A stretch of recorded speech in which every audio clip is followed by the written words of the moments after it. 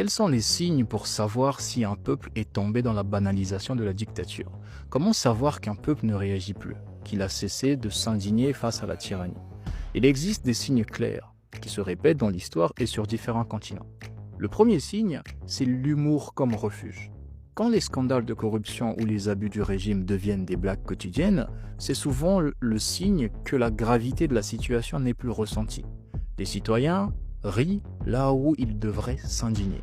Le deuxième signe, c'est l'indifférence face aux abus. Une arrestation arbitraire, un détournement de fonds, une fête politique extravagante, tout cela devient une routine. On en parle une journée, puis on passe à autre chose comme si de rien n'était.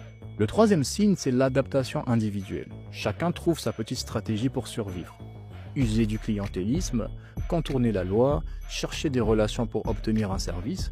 À ce moment-là, la résistance collective est remplacée par des arrangements personnels avec le système.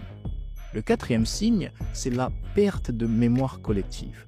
Le peuple ne se rappelle plus de ses luttes passées, de ses héros, de ses victoires. Le régime réussit à faire croire que la corruption et l'injustice ont toujours existé, qu'il n'y a jamais eu d'alternative.